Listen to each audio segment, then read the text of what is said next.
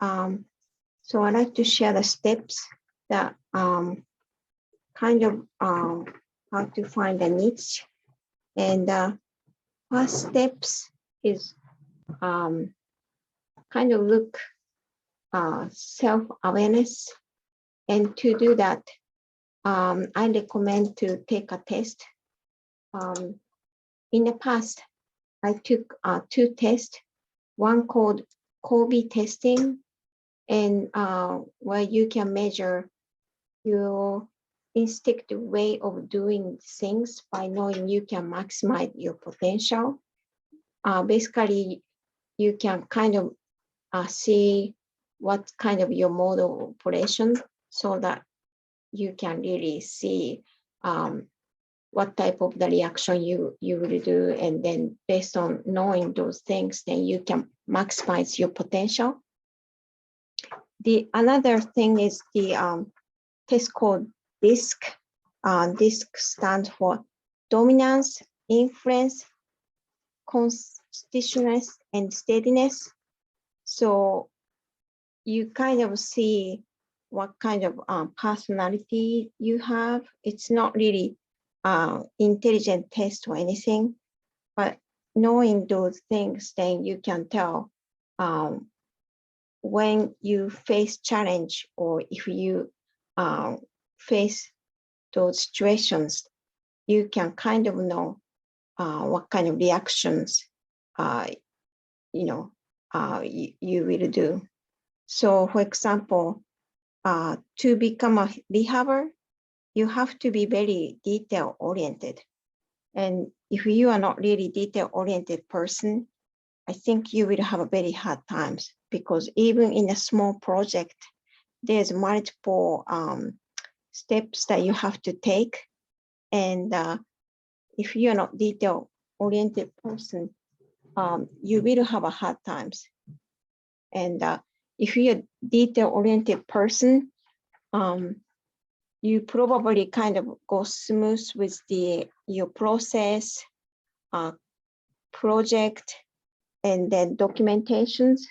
So I think you will not have too much issues doing the rehab project.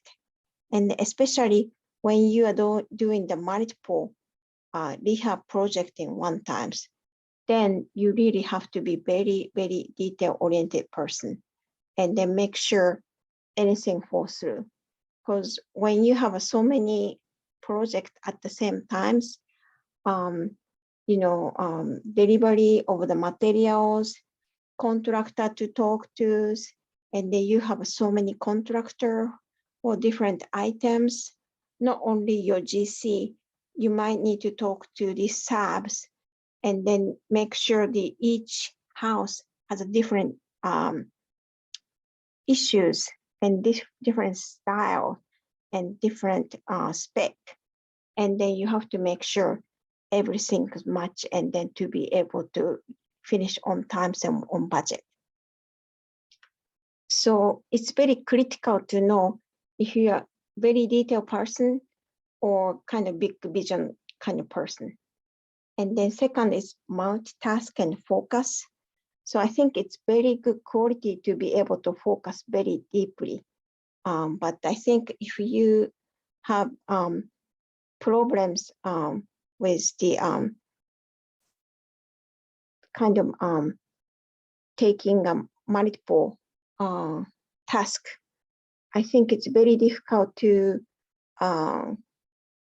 be like, for example, the landlord, because being a landlord, you have to be like communicating tenant, and then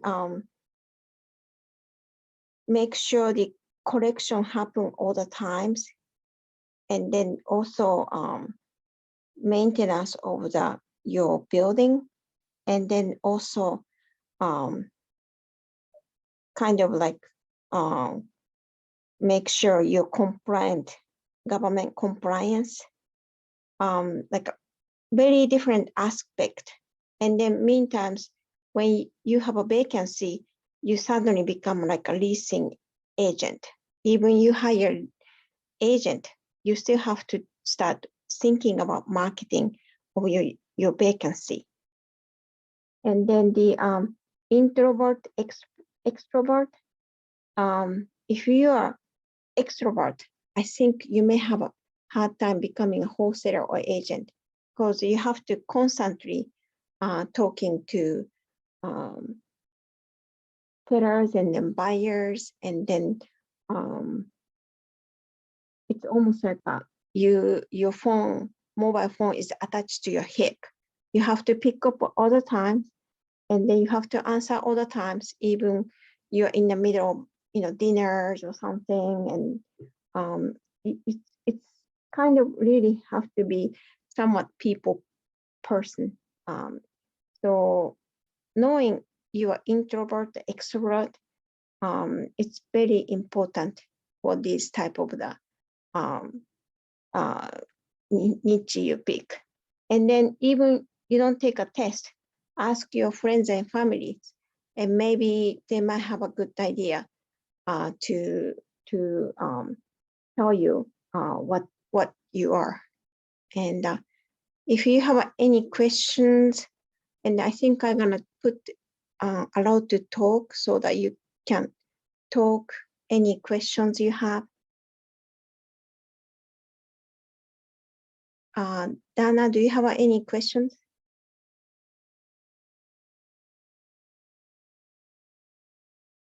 Okay. No, I don't have any questions right now. Okay. I was just listening to what you were presenting and everything. Okay. Yeah, because I think. Am I the only one on the call? No, I think there's a Michelle. How many properties do you own? I have like about 20 units. And they're all small apartment buildings? Yeah, those are mostly small apartment building. How long have you owned yours? I think I started investing 2007. So Okay. it's like a 14, years or something, starting to landlord. So you manage yourself, or do you have a property manager that helps out? So for disclosure, I have DC, Maryland, Virginia agent license, but I'm mostly an investor. So sometimes I actually hire someone to do the leasing, but in the beginning, I rented out by myself. So what's on your units that you have? What's the largest small unit that you have? How many doors? Largest is 9 unit, and okay.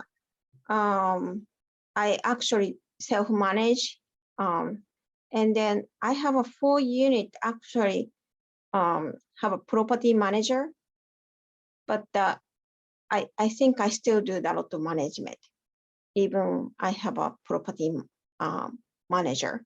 I think really depending on the your kind of like the working relationship with property manager, you can be hands-on or hands-off. So really depends, your kind of working relationship with property manager. And are all your units located there in the Virginia or the DMV area? Yes. One property is out like in the West Coast, but everything else is in the DMV area. Oh, okay. Yeah, I was thinking, I live in, excuse me, Texas. Oh, okay. And I had considered possibly getting a small, apartment building, just because I was looking for something where I would possibly live in one of the units and rent out the others. Because right now I'm back and forth between the Atlanta area and Texas, and just to have some place to be, at home. And I still have 2, well, they're not young children, they're 20 and 21 right now, but they're not married. And I know my youngest wants to come back home to Dallas. She's in San Marcos right now. She was going to school down there. Oh, okay. And I thought about possibly getting something like that in the Texas area, just so that I had some place, you know, even where she could stay, even while I'm in like Georgia from time to time, because I have another daughter in Georgia. So I had definitely considered having something along those lines, just because of that. My lease was up in the apartment that I was in last August. So right now I'm kind of like a nomad, kind of floating, staying between, you know, my kids' places and everything, which is fine, my two oldest. So I was thinking that might be a good idea, but I don't know if I would want the responsibilities of doing the property management. So for, I think like a something that's, I guess, considered commercial 5+ units, but no more than like 20 units. Would you suggest having like a property manager manage that property? I think really depending on like, first, can you afford the property manager for the building? You do like a, you know, net, you know, like a rental income minus all the expenses, including, you know, tax, insurance, utility, you know, the other items, and then subtract. And after that, do you really have a cushion to be able to pay the property manager or not? You know what I mean? Okay. Yeah, there was one property that I did happen to see that came up. And I don't know if that's something that you can help me take a look at, just to even evaluate it, to see if it even would be worth it. It is in Dallas. It's actually a, from the description, it looks like it's a duplex, but then there's like a ADU in the back that they said that you could actually Airbnb. And it's in an area where that would probably, you know, do very well, just because of where it's located and stuff. Do you think that's something that you can help me? Well, I have to defer to like people in Texas, because I'm not really familiar with the Texas market, but I think you should try to find, like, if you're getting help to purchase the property, I think you probably want to work with agent, actually like an investor agent. Do you know what I mean? Okay. Like people who actually own the investment property in the area that you want to buy, and then talk to, you know, her or him about, you know, potential purchase, and then they can usually navigate, you know, what to not to buy or what to buy. You know what I mean? And then based on your personal situation, like if you have a kind of contractor skill, you know, usually the value add property, meaning, you know, the property that needs some TLC, potentially a good, you know, investment, because when you value add, you are adding equity in the property. You know what I mean? Yeah. So that you might be able to actually get the cash out refi, so that you get some or most of the down payment you made into the property. So that's one of the strategy you can take. But unless you have some kind of skill to be able to do some value add construction, I would not recommend for your first one. Okay. Do you happen to know any investor agents in the Dallas, Texas area? So I would recommend going on like a bigger pocket. Okay. And then, you know, they usually have some agent listing, or you can kind of look, you know, the people in your area in Texas, and they ask recommendation who's the good investor agent in Texas.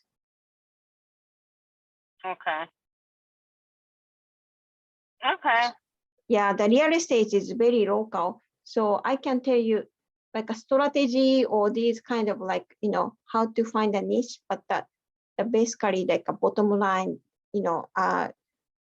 it's very local. So it's best to get to know people who are doing the investment property in a specific your area. Okay, yeah. Mm-hmm. Okay. Mm-hmm. Also, what do you advise as far as like using other people's money for Mm-hmm. like the down payment and that type of stuff? So I think like government loan like FHA, or I think there's some limitations to get like if we get the gift kind of down payment, there is a certain restriction that it have to be your relative or something like that. I think you need to verify with your broker who is going to use, like a mortgage broker. Mm-hmm. For example, if your daughter or someone that you're related with or something like that, so that if completely stranger give you the money for the deposit, it may be violation of the federal law. Okay. To use the down payment. And then most of the time, like when investor involved with the purchasing property, they usually put the property in the LLC. Like they put it in a what? I'm sorry. They typically use a limited liability corporations. Mm-hmm. And then you get like a business loan, then it really doesn't violate any law for getting down payment to buy the properties. Like your business partners or someone's that you are investing in the LLC, and it's, so those are the kind of arrangements they make to purchase the property. Like, for example, like you have some money partners, very busy, don't have a time, but someone who have times and then look for the properties, and then they split 50-50. You know what I mean? Like the profit. So something like that you can set up, but I'm not lawyer, so I cannot advise how to set up LLC or anything.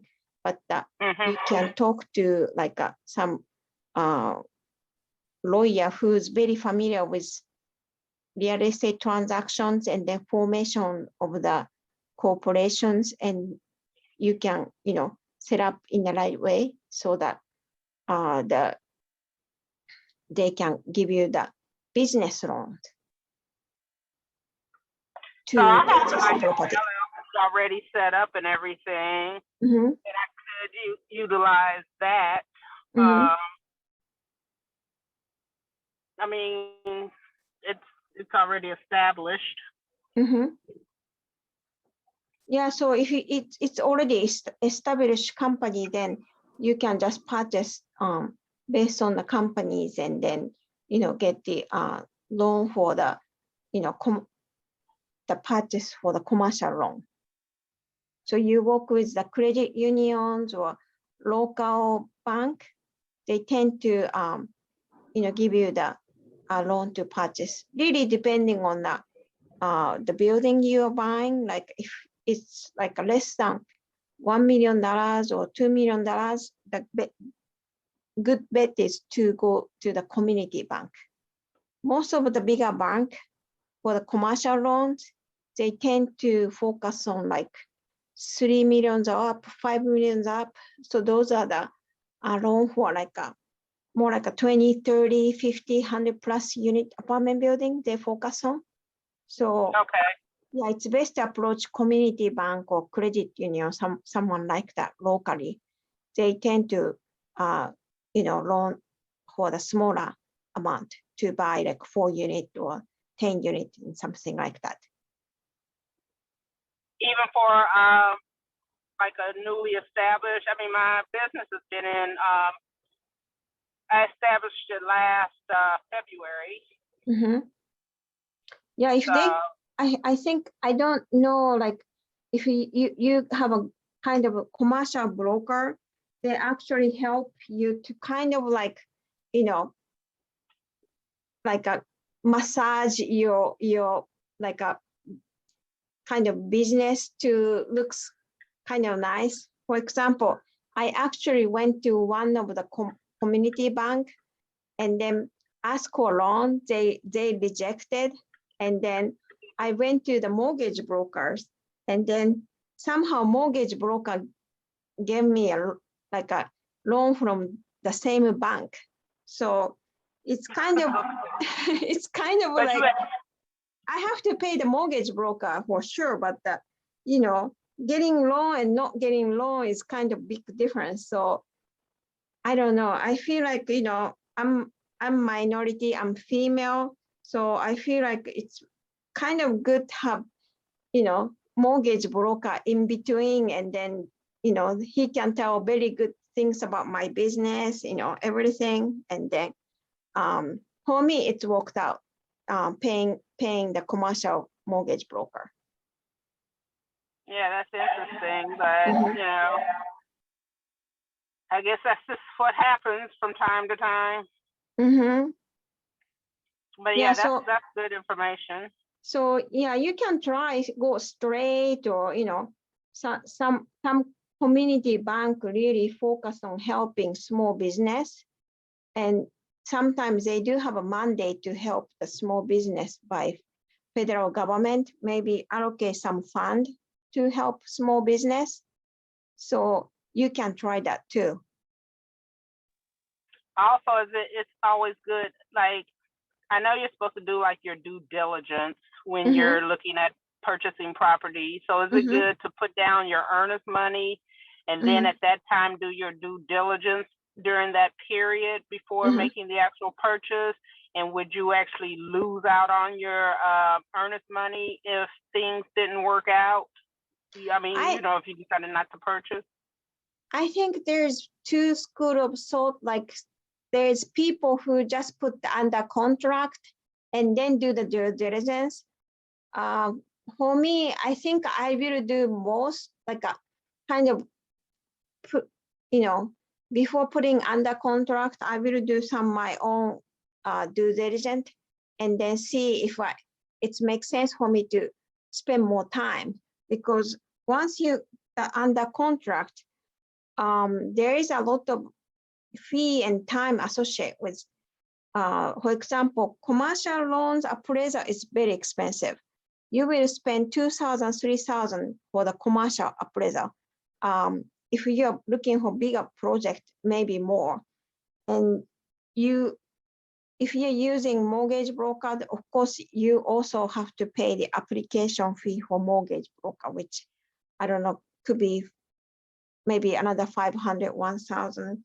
And then if you hire the property conditional report, which might be required from the bank, so you have to hire like a inspector who specializes in a commercial building, and those are also more expensive. Like a home inspector inspection is maybe like a 300, 500, but the commercial building inspector will probably charge you a couple $1,000. So not only your time, but going through these fee and resources, I think it's best to do more due diligence upfront before putting under the contract. And then if you think that deal is very good, then I say go ahead to put under the contract. But if you're not sure, I don't think you want to put under the contract until after doing some due diligence. Yeah, some due diligence. Of course, like you cannot hire to do the inspections on the property that you haven't put under the contract, but you maybe when you go to the site, maybe you have a friend, who is very, knowledgeable about constructions, or you might even hire someone to go with you and then pay a couple $100, check general condition of the property or something, and then put under the contract, and then do after under the contract, detail, property inspection could be done by the, professional. You know what I mean? Okay. Yeah. Well, thank you for that information. Yeah, It no definitely problem. helps out. And do you see my screen like presentations? Can you see? No. Oh, I see. I guess I I don't know. wasn't. For some reason, it's just like black. Yeah, I don't know why I can't put under control. But anyway, maybe this one. Can you see? Yep, I see it now. Oh, okay. So the first one was awareness, and then second one was what is your goal? And then my original goal was to make $200 a month from rental. That's it. And my time was limited. I was raising small child, she was like 4-year-old, and then she just go to like a kindergarten, like 3 hours, like 11 to 2. So before and after, I really didn't have a time. So the only times I have was like small windows of 2 or 3 hours. So during the times, I drove to like a Washington, D.C., and then check maybe 1 or 2 house and then come back, something like that. I have very limited times. And then my husband, I had a decent credit, but not much cash. So the cash also was issues. And then my English was limited. I didn't think I can really negotiate very well with the seller or buyer. So I kind of look at the, my options at the time.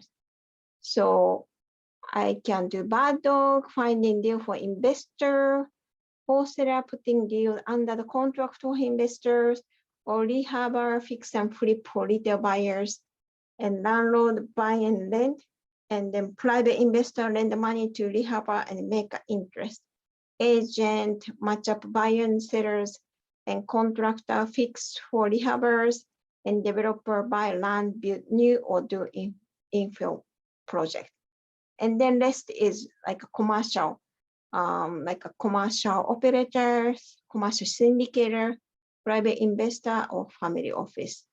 So based on my kind of like skill set and then limitations, I just, from my options, I decided to just become a landlord, buy and rent, because I don't know, like really not really extrovert.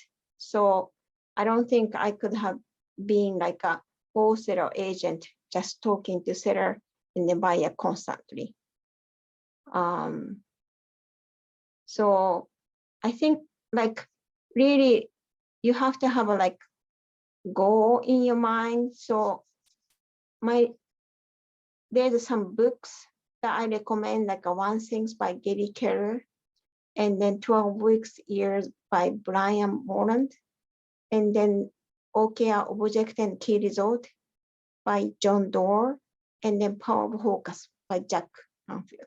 So those are the books that I recommend to read, and then see, like your goal. So awareness, and then goals, and then look through your options, and then match, kind of find a niche, like what you're gonna do, like wholesale, landlord, and everything. So when I decide to become a landlord, I purchased $100,000 2-bedroom house. So first I send the direct mail, and then direct mail hit, seller received the direct mail. And then the seller was motivated, but not distressed. And then, since my English was limited, I hired someone to negotiate for me, and I paid $100 per hour. And then I didn't have a cash, but I was able to use a HELOC. HELOC is a line of credit against your house, and then I closed the house. So after that, buying this house, I think the rent was like a $1,200. So by paying the mortgage for the HELOC, I was able to make like a, some monies, more than $200 a month for this property. Do you have any questions? No, I'm just trying to, I guess, weigh out my options and stuff, because my funds are very limited, and it might be right now just focusing on seeing how I can just even start building my capital so that I can get into a position where I'm able to do that. So. Yeah, I think most of the people start like wholesaling or agent business, and then using the cash that they earn from the wholesaling or agent commissions, and then start buying the house. And then even buying house, like for example, around our area in DMV, average house costs like $500,000. So most of the times people cannot buy just house. So sometimes maybe remote investment might fit for some people. So people in this area actually buy house in South Carolina, North Carolina, maybe Midwest, where the house is affordable, and then cash flow very well. So I think you kind of, match up, your resources, your skill set, your kind of model of operation with your goals. You know what I mean? So that you can kind of keep going, not just stuck. Like, I don't have a money, I don't have a times. Do you know what I mean? Like, and then you can kind of start networking with some other people. If you have a times, and then can talk to the seller or buyers, and then look for deals, you can kind of partner with someone who have a money but don't want to spend time to work on a project. You know what I mean? Then you can potentially partner up and then do the deals, rehab or some other, even rental. Yeah, as I said, I just really need to see what my options and everything are, and what would work best for me. Right. So yeah, last step is that do execute. Like, for example, this is example. If you're an agent or business owner who need to make a sales, then do the social medias, leads generations. You can start calling prospect, appointment, setting up the prospect and make an appointment, and then converting to the sales. Any business or agent, you need to start from a lead, and then converting lead to the sales, and then make a sales, and then get the capital, and then start investing in the properties. And then it's kind of like, almost like a habit, you know what I mean? Like changing the behavior by, instead of doing something else, maybe, 10 o'clock, you start hitting the phones and then calling prospect, like kind of time blocking. It's easy to like kind of overwhelmed by the task But if you start making small changes like a habit, I think it's eventually kind of, make a difference. And then, have you ever I guess purchased one of your properties under a sub two? Yes, I did. So how did that work for you? So I think, and do you still have that property?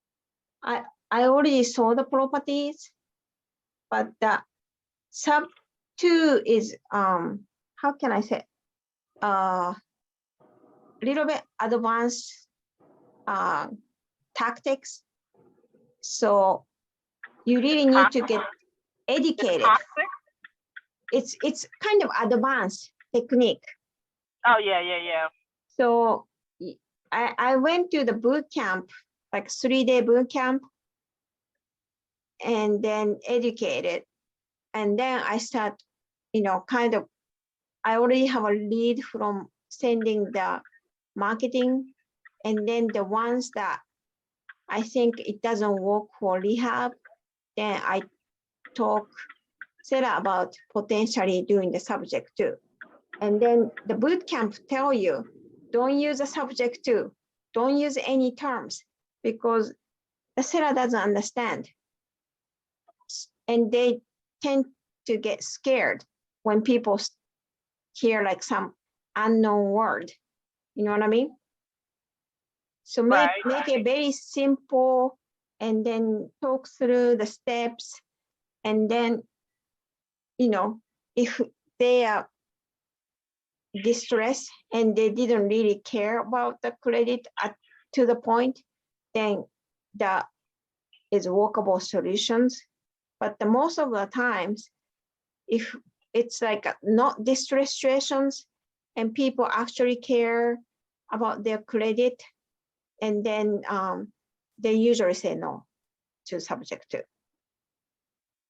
So it's very kind of tiny fraction of the market that it works. So if you only specialize in a subject too, I think it's gonna take a long time to find a deal. Okay, thank you for that information. Okay, and then the last one is how to find a good market. Of course, you check your backyard, you know very well, and then you know where the good deal might be. And then you also check the data and demographic. And then the main thing is the population growth.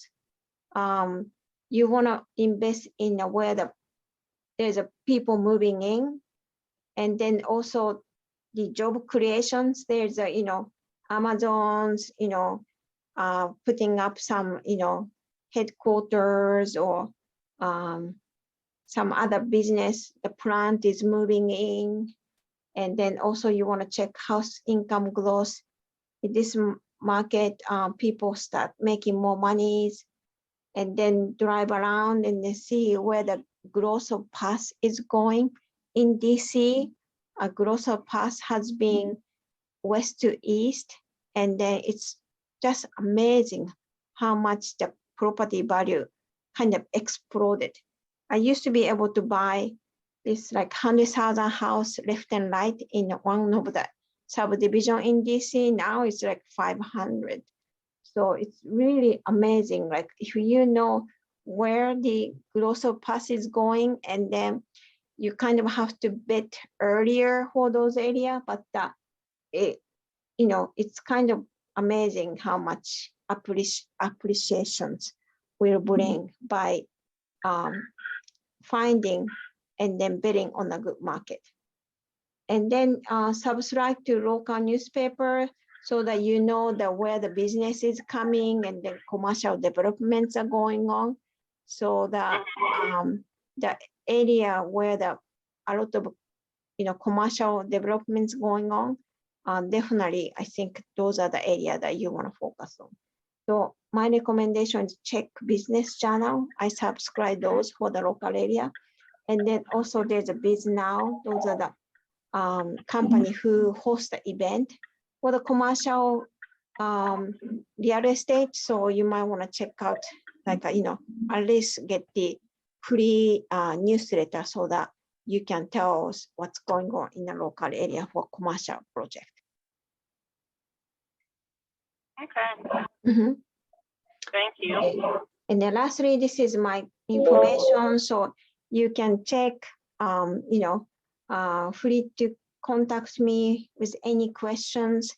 And then I will have, every month this time for the small apartment building investment. So please join next times.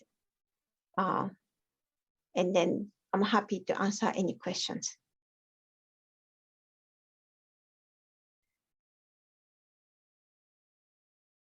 All right. Well, thank you so much. I appreciate all this good information. Oh, no problems. Michelle, do you have any questions?